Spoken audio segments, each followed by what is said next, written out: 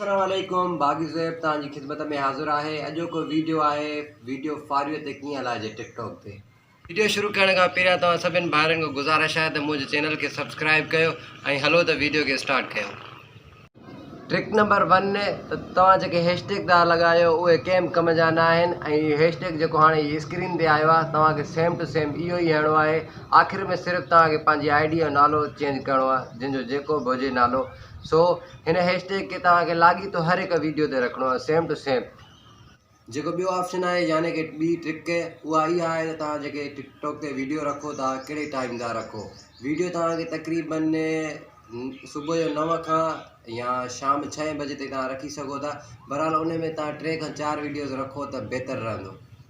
टियों जेको ऑप्शन यानी टीं जेकी ट्रिक आहे उहा इहा आहे त जेतिरो तव्हांखां थी सघे पंहिंजे साउंड ते वीडियो क्रिएट कंदा कयो। ऐं तव्हांजा वीडियो फारियो ते छो न ईंदा आहिनि, तव्हां कहिड़ियूं ग़लतियूं कंदा हो, हलो त उहे बि तव्हांखे ॿुधायां। टिकटॉक ते 3 ग़लतियूं कंदा हो जंहिंजे करे तव्हांजो वीडियो फारियो ते न ईंदो आहे। हिकिड़ो इहो त तव्हां वीडियो रखण खां पोइ पाण लाइक कंदा हो ऐं पाण व्यू ॾींदा हो। इहो पहिरियों ऑप्शन आहे जेको तव्हांखे न करणु घुरिजे। ॿियो ऑप्शन इहो आहे त तव्हां टाइमिंग जे हिसाब सां वीडियो न रखंदा हो। टाइमिंग ठाहियो वीडियो जी, पोइ केॾी महिल बि रखी सघो था। जीअं ॾींहं जो 12 बजे रखो था, सुभाणे 12 बजे ई रखो। टीं जेकी अहम ग़लती जेका तव्हां कंदा हो, तव्हां हिकिड़ो वीडियो रखंदा हो, उन ते व्यूज़ वग़ैरह न ईंदा आहिनि त तव्हां उनखे डायरेक्ट डिलीट करे छॾींदा हो।